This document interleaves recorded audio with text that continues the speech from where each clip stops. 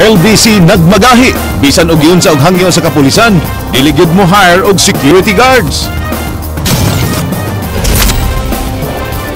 Cebu Bankers Club supat sa pagbutang og gwardiya sa mga ATM. Mga lumulupyo sa Kampo 4 hangtod sa Kampo 6 ipabakwit na sa DENR. Apan mga lumulupyo nagmagahi sa pagbiya sa ilang Pinoy-anan. Budget sa sunod tuig alang sa Naga Carcar Road Widening Project, ipaayo na lang sa Manipis Road. Mayoriya sa konseyo sa dakbayan sa Sugbo nang himakak nga sila ang hinungdan sa kalangay sa pagpatuman sa drainage project sa syudad.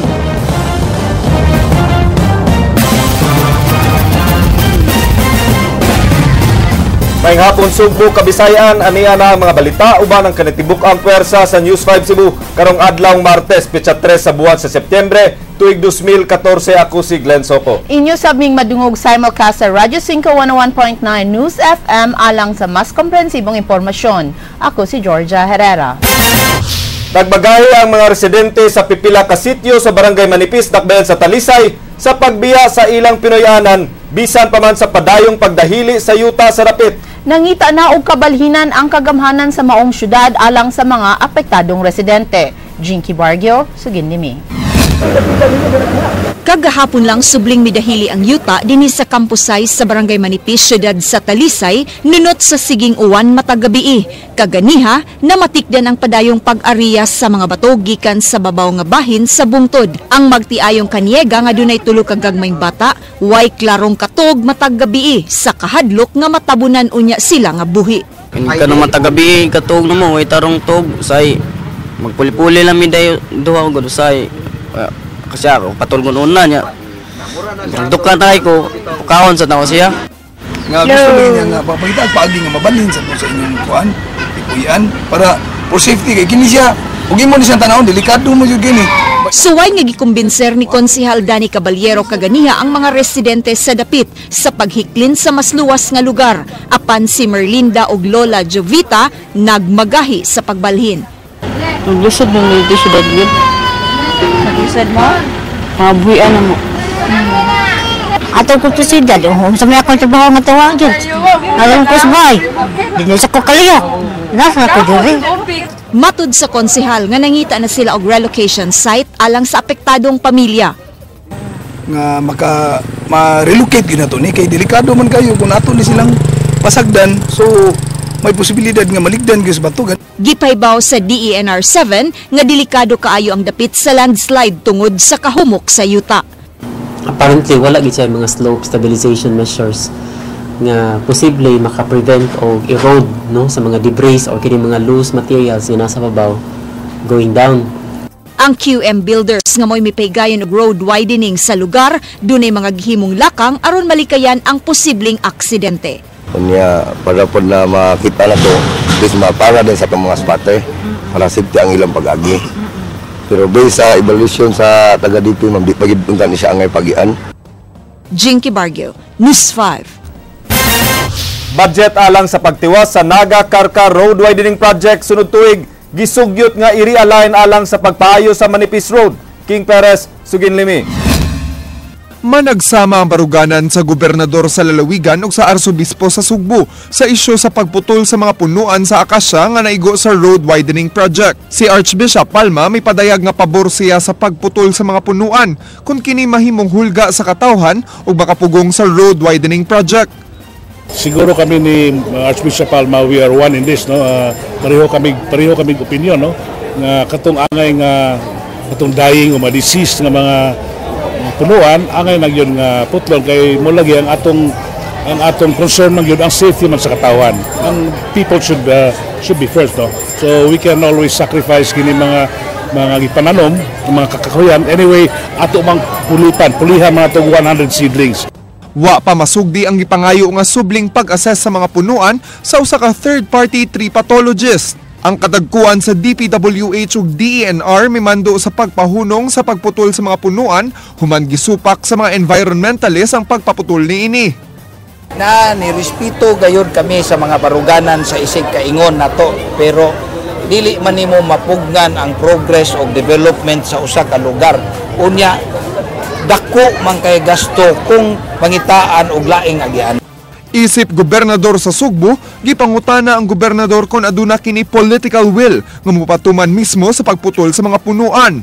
Apan matud ni Davide nga adunay mga konsiderasyon sa paggamit sa iyang gahom isip gobernador.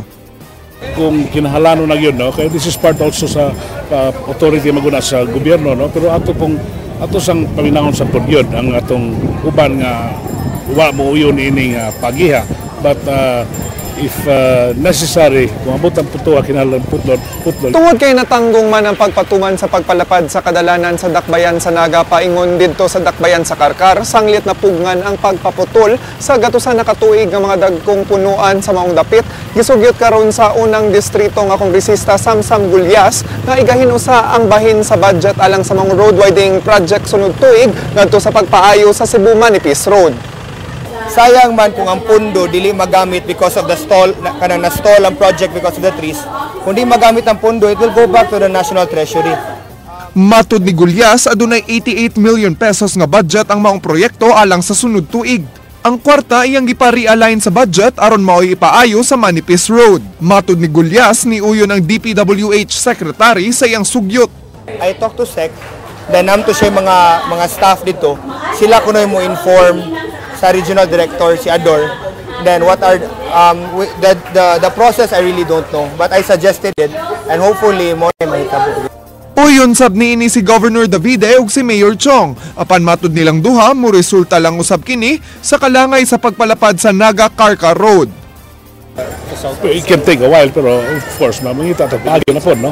Mangita tagpaagi na po hansaon. Ang ato magud lagi ana, doon na magduhit kani mga nahitabo ron, di man nato guna ma-anticipate. So sa Manipis nga slide dapat that needs also improvement, that is repair. So mas may nga ana dito lang una, no? For Naga kay murag nalapad naman mi kutob sa among boundary. Ang uban taon kay ang development sa nila malangan gyud. King Perez, News 5. Nakabayad na ang Cebu TH Poultry House Corporation sa multa nga gipangayo kanila sa Environmental Management Bureau gumikan sa paglapas sa usa ka kondisyon sa Environment Clearance Certificate. Ang poultry house nga ana nahimutang sa Barangay Bago sa lungsod sa Asturias gireklamo sa mga mulupyo tungod sa pagdugok sa daghang langaw niadtong miaging buwan. Sa 5 ka mga violation sa ECC, usara ang nakita sa EMB nga angayang pamultahon ang poultry house. Mibayad na ang tag-iya nga si Warren Hing og 25,000 pesos. Di nang katunga niini na bayran niadtong Agosto 20, size atol sa technical conference. Matod sa DNR 7, matag karon og unya nilang monitoron ang pagpadagan sa maong manukan. In a wave sa DNR, Environmental Management Bureau, kay tungod before sa scheduled nga technical conference last August 8, na-comply ito na lang upat ka mga conditions. Cordoba with prayer for morning prayer nila for TEPO and rate of continuing mandato. Nagproblema ang kapulisan sa dakbayan sa Sugbo kay wa gyud mo kooperar kanila ang mga kawani sa LBC Punta Princesa branch nga gitulis kagahapon sa udto. Ryan Sorote, Suginlimi. Nagmagahi ang duha ka teller sa LBC Punta Princesa branch sa pagtabang sa investigasyon. Kinisuma pa ni Police Superintendent Romeo Santander, ang hepe sa Cebu City Intelligence Branch. Gingwa misanong sa hangin ni Santander ang mga tellers sa pagbisita sa presinto aron i-identify ang mga tao nga giibintar nga posibleng dunay kalabutan sa pagpanulis. Nahadlok og nagtudtud matud pa mga tellers kung kinsa kanila ang uban sa pulis. Gikasubusan ni Santander nga bisan og gihimuan na sila og affidavit, wa nila kinipirmahi kay kinahanglan pa kuno silang mananghid sa ilang labaw. Ang Punta Princesa Police Station nga gipanguluhan ni Police Inspector Versibal Miasco mo'y mututok sa investigasyon. Ang teller kasir mo hisitan kayo nga mo putpirit sa amua. Gani giingnan po namo nga among pakuyogon kay pakit-on lang sa among gi suspikan nga patanawon siya ba, so di gid siya makuyog. Gipahugtan na lang karon sa Punta Princesa Police Station ang police visibility sa tulo ka mga lugar sa ilang area of responsibility nga gilangkuban sa F. Llamas, Tisa ug ang Katipunan area din himutang ang kadaghanan sa mga financial institutions, pawn shops ug mga money forwarding establishments. Nagtuusab si Miasco nga mga local boys ang nanulis kagahapon apan ila pang gipalaw man investigasyon kung mao ra ba gihapon kini ang grupo sa mga tulisan nga nanulis sa ubang pang mga branches sa LBC sa Metro Cebu. So kami na ikuan na kung sa orasa basta amo anang ikuan nga kanabitaw di ginapabiyaan sa pwesto. So ato nang dublihan kung kuan na naagi mabilin nga personel. So mga identified areas na to. Identified areas. Di ato na pabiyaan. Pila ka mga areas Ryan Surote, News 5. Subay sa nahitabong sunod-sunod nga pagpanulis sa mga sanga sa LBC dinhi sa Sugbo, nagtagbo ang mga kadagkuan sa LBC management ug ang mga opisyal sa Cebu City Police Office kaganihang buntag. Apan nagmagahi gihapon ang LBC sa pagbutang og security guard sa ilang mga buhatan. Andrea Patenya, Sugin Limi. Sa 20 ka mga giimbitar sa kapulisan, 5 lang ka manager sa managlahing LBC branches ang mitunga sa closed-door meeting. Ikauno mang ilang area supervisor nga si Sherwin Navarro. Nasabutan sa LBC management ug kapulisan, mao ang pagpaubo sa mga tellers ug security training, nga pasiugdahan sa mga pulis nga himuon sa LBC main office. Tudluan sila sa mga angay buhaton in kasog makaengkwentro og daotang elemento. We agreed na by next week they will calendar that siguro before the end of next week.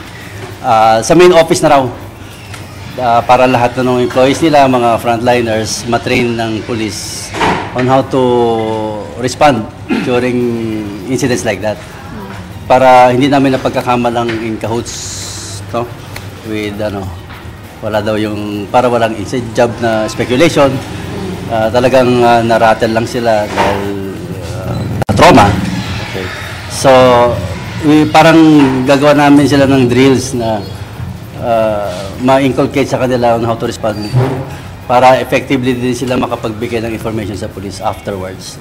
Giingong mipasalig sabang LBC nga ayuhon na ang CCTV camera sa tanan nilang branches aron ma-record na gyud ang tanang panghitabo kung ugaling mabiktima na sab sa krimen. Kay numduman nga sa halos tanang natulis nga LBC branches, guba ang ilang CCTV atol sa pagpanulis. They committed na after this, ayusin nila lahat kagad as soon as possible. Soonest. Ang kinukuha ko ngayon yung list ng mga for repair pa ng mga CCTVs. At yun ang may priority naman natin tingnan. Wa gihapon makumbinser sa CCPO ang LBC nga magbutang og gwardya. Bisan pa nga misugyot kanila si Romana nga magbuhat og broken schedule sa mga gwardya aron makamenos sa operational expenses. Kay Y City Ordinance nga nag-require kanila sa pag-hire og gwardya, di sab kini nila sundon. Well taken daw yun. And about the security guard, I even proposed a broken time for security guards. Pwede naman yun bawa 12 to 1. Tapos before the day closes, mag-inventaryo sila, kailangan din ng security guards. Hindi pa rin sila sure. CCTV lang ang requirement. Hindi pa. Hindi naman, hindi pa. Sa telepono ra na istorya sa mga tigbalita ang area supervisor nga si Sherwin Navarro ug wa kini motugot nga ma-record ang iyang gipang-ingon. Iyang gibutyag nga sa employee security training ug sa CCTV enhancement lang gyud una sila mo invest. Tungod niini palambuan pa sa labaw sa kapulisan sa syudad sa Sugbo ang seguridad sa dakbayan sama sa pagpatabang sa mga civilian volunteers ug sa pag-adjust na sab sa deployment sa mga pulis nga ipa-roving sa kadalanan. Bottom line pa rin ang concept natin is barangayan, bayanihan, volunteerismo. We will count on this time, on volunteers namin yung dati namin volunteers plus pag-recruit pa ng iba pang volunteers to keep a watch on specific hours in our streets. And then, ma-report kagad sa atin so we can deploy immediately, mag-adjust tayo ng deployment where it is needed. Andrea Patenya, News 5. Konfirmadong namatay tungod sa hilo ang 8 anyos nga batang lalaki sa lungsod sa Balamban ni adtong Domingo. Laing nasuta sa medico legal nga posibleng namatay sab sa kulata ang bata gumikan sa daghang bunog sa iyang lawas. Jinky Bargio, Sugin Limi. Dinhi ining gamay nga payag sa sitio Tunga, Barangay Kantuod sa lungsod sa Balamban, gihaya ang 8 anyos nga si Christian Tapia. Gihulagway ang kamatayon sa mong bata nga misteryoso. Namatay kini atong Domingo sa kadlawon sa Vicente Soto Memorial Medical Center, diin base sa death certificate, gikamatyan niini mao ang poisoning kun nahilo. Kagahapon sa hapon, gi-autopsy ang bata sa Crime Laboratory 7 ug base sa resulta, nahilo gid kini.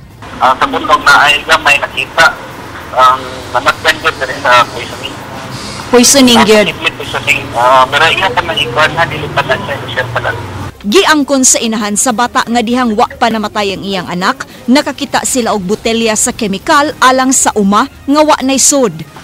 Nya sige gimig pangita pagka alas 12 na anang Sabado na mo nakitaan. Nya niingon man siya nga nitilaw daw siya sa hilo.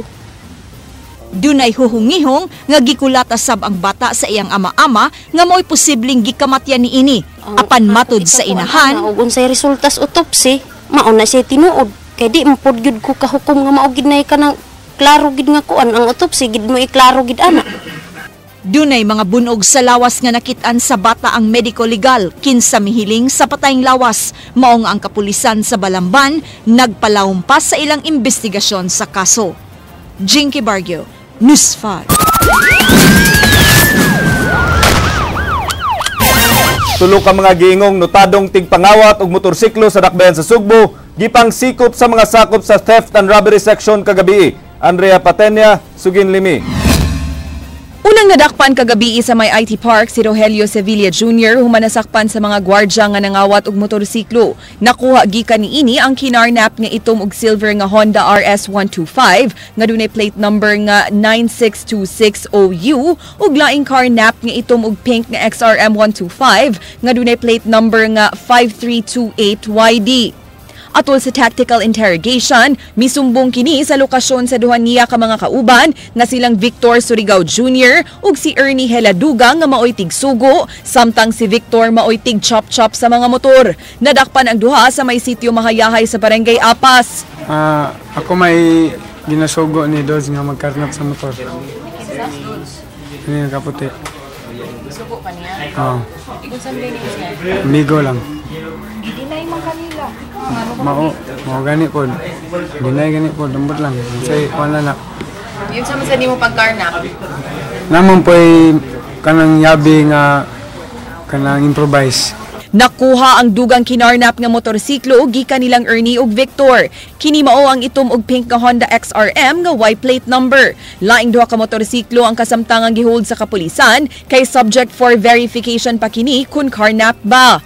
Giingong nag-abang og lawak ang duha sa Apas alang sa ilang illegal nga operasyon ug ang tigtira mao si Rogelio. Ang istorya nila sila nag-abang sila balag dito nga wa kay bawo ilang sila ron duha nag-uban og kwarto. Yung duha nga cohorts ani kini si Victor og si Ernie. Nano sila giabang ang kwarto nga sila balay ba? Nga sila duha. Wa kay bawo ang ilang isig pamilya nga sila dito gini na pick up sila nagkuha ang pagmotor dito.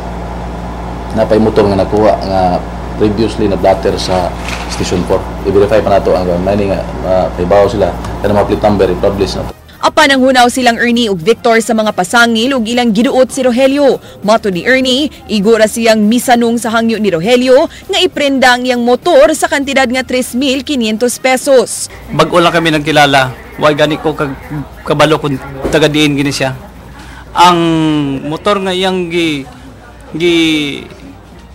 deal sa ako, wa ako nakibalo nga kuan ganito siya kinarnap ganito. Kaya napakitabang sa kung tungkol kay may problema ko na yung anak. So gitagaan ako siya og kwarta. Ako ko nang chop-chop sa motor. Ang accessories na adaw na ako. Hindi lang tinuod mo. Kaya nako sa mirror nga gigamit iyahan na yung ipagamit na ako wala na yung wa ko mobayad. Ingon ra sa gamitan ako sa mirror. Gani naglalis pa ang tulo sud sa presinto. Panawagan sa kapulisan ngadto sa mga nabiktima sa motorcycle carnapping, hilabi na sa barangay Apas area sa pagdangup sa ilang buhatan sa pag-identify sa nakumpiska nilang mga motorsiklo. Masaligon ang kapulisan sa theft and robbery section nga ubay-ubay nga mga kaso sa pagpangawat ug mga motorsiklo ang ilang masulbad, karon nga nadakpan na ang grupo nila ni Rogelio. Matud pa, makaalarma na ang gidaghanon sa mga insidente sa motorcycle carnapping dinhi sa dakbayan sa Subo, diin makatala sila og usa ngadto sa duha ka reklamo matag adlaw. Andrea Patenia, News 5. Tulo ka mga sakop sa Public Safety Company napakya sa pagtambong sa tigom kagahapon diin gihimo ang usa ka surprise drug test. Matod ni Cebu Provincial Police Office Director Senior Superintendent Duil Gilyamak, magatubang og administrative investigation katong dili makahatag og igong rason sa ilang pag-absent. Sa 33 nga gipaubos sa drug test, walay nagpositibo sa paggamit sa gidili nga drugas. Negative usab ang resulta ni PO2 Bernardito Almeida Jr. nga nadakpan sa mga sakop sa Provincial Intelligence Branch atol sa bypass operation sa lungsod sa Bourbon. Si Almeida kasamtangan nga gi-assign sa Public Safety Company samtang nagatubang og sumbong nga pagpanalipod sa tigbaligya o gidili nga drugas. So far karon negative tanan, no. Unfortunately na ay tulo ka personnel na to nga amo tambong. No, kini nga tuang surprise drug testing, no, sa atong mga personnel. This will be continued, no, until to the last municipality na whom we believe na reports about policemen who are into drugs. Bagong inmate sa Cebu Provincial Jail, pasakaan og laing kaso ni Jail Warden Romeo Manansala, human masakping nagdaog drogas nga mo kantidad og 1,000 ka peso sud sa pasilidad ni adtong miaging adlaw. Matud ni Governor Junjun Davide nga ang maong hitabo nagpamatuod nga lang nga nagpabilin gihapon ng iligal nga kalihukan sa drogas sud sa bilangguan human sa sunod-sunod nga mga insidente sa drogas nga naglambigit sa maong pasilidad. Problema, ang drugs, pag you cannot totally eliminate drugs, ang problema kaya na muso sa surveillance, whatever, that's a problem. Ito ko pag-unang, ang kuwan magudana, ang taba, ang profit magudana. So, may yung sakpan siya, so meaning, gabanta itong mga gwardiya niya, yung sakpan man. Kaya dapat ikiha yun na yun, Usa ka pamaagi alang sa paglangay sa kaso ang gihimo nga pag-ilis ug abogado sa duha ka mga sakop sa Highway Patrol Group. Kini ang gipadayag ni Konsehal Nestor Archival igsuon sa biktima nga si Attorney Noel Archival. Si Attorney Archival uban sa iyang mga kauban gituuhan nga gi-ambush sa mga sakop sa Highway Patrol Group dito sa Dalaget niadtong Pebrero. Matud ni Konsehal Nestor Archival, nagtinguha gyapon sila nga malakip sa kiha sila si Police Chief Inspector Eduardo Mara ug SPO4 Edwin Galan. Ang duha sa 5 ka mga akusado wala giapil og kiha sa fiscal. Girekomendar nga pasakaan og kiha sila si Senior Superintendent Romualdo Iglesia, Chief Inspector Joselito Lerion ug PO1 Alex Bacani. Aron pagdugay, syempre gipa-withdraw niya si kanang Attorney De La Serna aron mangay na po na sila time aron pag-study sa kaso. Laing pamaagi sa pagkampanya batok sa krimen gihimo sa kapulisan.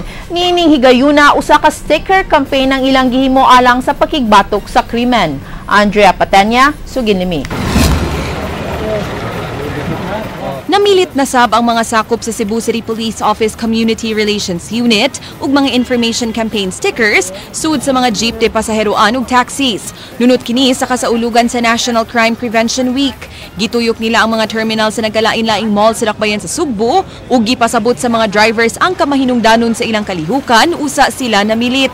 Magiyahan na to nga naay contact number just in case og dunay manghitabo sa sulod sa inyong sakyanan. Labing maayo na. Sige. So, nadiri ang mga contact numbers at line numbers just in case og naay manghitabo sa inyong sakyanan. Atong ihawagon po ng mga pasahero, bisan og ilang i-take note, ilang i-phone book, ilang number para just in case og may problema, dali nila makontak ang atong kapulisan sa Cebu City Police Office. Sa sticker, nakasuwat ang slogan nga, "Your safety is our priority.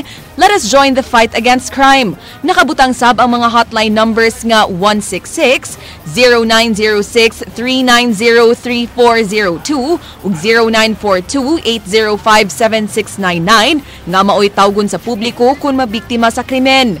Kanina contact numbers na to gituyo ni sa atong City Director niya, si Police Senior Superintendent Noli Andrade Romana, na duha lang ka cellphone numbers nga ang ilahang kontakon na naay nagman ani na 24 hours just in case anytime ug naay mga insidente metabo dali kay makontak ang ato ang kapulisan. Di kalipay sa mga drivers ang mga proyekto, sa Maninong Ranol, 15 na po katuig nang na masahero. Matun niya, mas maayong masayod sila kung asa magpatabang kung mahimutang sa delikadong sitwasyon. Ang ay pangandaman ang posibleng pagsiaw sa mga insidente sa pagpanguot o pagpanulis, hilabi na karon nga nisud na ang Burr Month season. Mas maayo na ma'am nga naay gibutang ninyo anay panghatag kay para ang mga kuan pasahero nga kundi ang driver nga doon na yung likramo ang pasahero, naagyo makontak lang yun sa kapulisan. Andrea Patenia, News 5. Nangita si Konsehal Margot Osmeña kung asa na ang drainage system project sa siyudad sa Sugbo nga naaprubahan naman unta ni sa konseho sa budget niini. Nasayran nga giri-align ang ubang budget alang sa katukuran sa bagong City Hospital. Leslie Caminade Vistil, Sugin Limi. May dipinsa si Konsehal Margot Osmeña sa pasangil nga ang konseho mo'y hinungdan kung nganong nalangay ang pagpatuman sa drainage system project sa Dakbayn sa Sugbo. Ato sa privilege speech ni ini kaganina, iyang gipadayag nga wa magkuwang ang konseho sa pag-approve sa budget nga gigahin sa maong proyekto. Ug iyang giklaro aron masayran sa katawhan nga wa sila may babag niini. It is the engineering department and those related to it who are supposed to implement the programs, diba? We're not supposed to be the ones to blame us for the non-implementation. That isn't correct. It is not correct. Gikwestiyon ni Osmeña kung nganong ang budget sa drainage nga 400 million gi-realign sa ubang proyekto sama sa pagpatukod sa bagong City Hospital. Hinungdan nga wa masulbad ang problema sa drainage sa syudad. That will undoubtedly all of us will agree on. It is that we must address the drainage problem. We must do that. Playing the blame game will certainly not help. All we ask is that these questions be answered. If there are clarifications needed, then please, let us sit down and discuss. After all, we are one council. Let us stop the finger pointing. Let's do away with finger pointing. Let's move on. Mato ni Vice Mayor Edgar Labella nga bisan og adunay ipatumang proyekto ang Dakbayan, wa ra gihapon kini silbi kundi maedukar ang publiko. Mao nga subli niyang gipahinumdum ang tulo ka ang equipment, education ug enforcement. Kining baha, kining flooding, it has epitomized into a social problem. It is not just a infrastructure or engineering problem. Mao na nga ang solusyon ani katong giingon pirmi nga tulo ra gyud 3 E's. Ako nang itat pangutana kay sama sa giganda daw kasamanta drainage or arita sa mga tao nga mga sakit ug mga matay. Kinisab ang pamahayag ni Mayor Michael Rama bahin sa mga pangutana ni Konsehal Osmeña. Iyang gipasalig nga tagbuon niya ang mga tao ug stakeholders aron makatabang sa pagsulbad sa problema sa drainage sa syudad. I will have a summit or meeting with all stakeholders with the seriously dinilang kay individual orientation. It must be handled collectively. Leslie Caminade Vistil, News 5. Magpadayon ang Alayon Party sa unang distrito sa lalawigan sa Sugbo sa pagpaluyok kang Governor Junjun Davide o Vice Governor Agnes Magpale sa sunod eleksyon.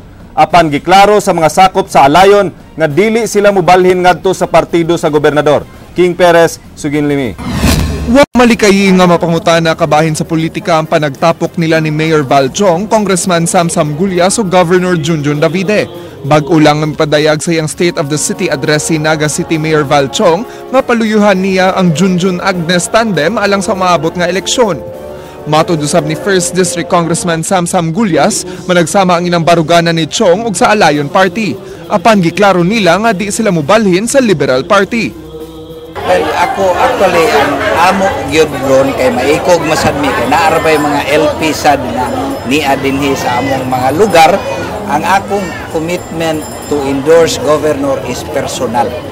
Alayon is a local party. Sa local party. Pero sa why party duhay ni? Why party duhay? Because bisag unsaon we will support Junjun, we will support Agnes. The bottom line is suporta na gid mi ang giingon ni Mayor Val, i-echo na to na from Talisay to Sibonga mo ginay mahitabo sa Alayon. Matod ni Governor Junjun Davide, walay negosasyon ang Alayon Party ug Liberal Party alang sa maabot nga eleksyon, apan bukas kini sa posibilidad nga adunay alyansa nga mahimo. Ato nang ikonsulta pa nato yun sa atong mga kaubanan. Di magkinalang mag-LP o mag-usap ng pinuha or for a local chief executive or any elected official magpalambo sa iyang lungsod. King Perez, News 5. Gikumpirmar ni Governor Davide nga bukas ang Kapitolyo nga paubsan pa ang nahimong value assessment sa Cebu International Convention Center nga planong paliton sa kagamhanan sa Dakbayan sa Mandaue. Anaa sa 600 million pesos ang assessment sa Kapitolyo, samtang anaa sa 250 million pesos ang assessment sa lokal nga kagamhanan sa Mandaue. Kainumduman nga usa ka joint venture ang CICC tali sa Kapitolyo ug sa Mandaue.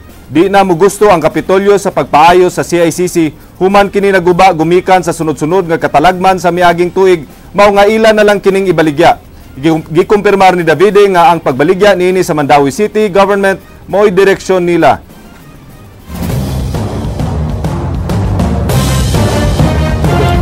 Well, depende. Depende. Pero that's the direction. That's the direction. Sa ila assessment po, 200. So maybe halfway. Amo sa buta na. Gi-question sa mga sakop sa konseho sa Dakbayan sa Subo kung ngano nga lain-lain ang presyo sa mga ambulansya nga napalit sa syudad.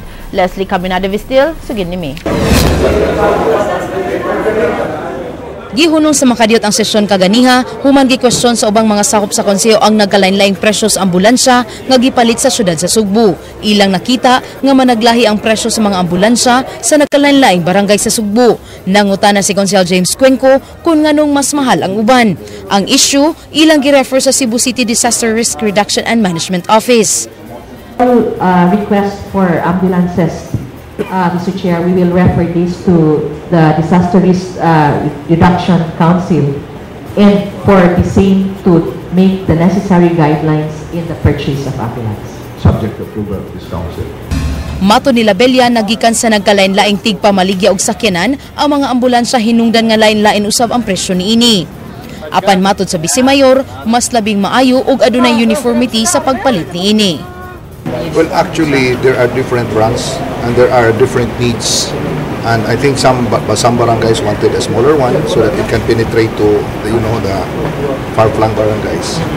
But in as much as there is the consensus of the council is to have a guideline, maybe take that into consideration. Leslie Caminada Vistil, News 5.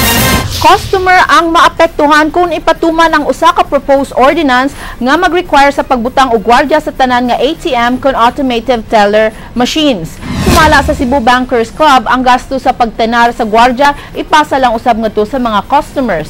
Usa ka position paper gituno sa hugpong sa mga nagdumala sa mga bangko sa Sugbo ngadto sa konseho sa syudad.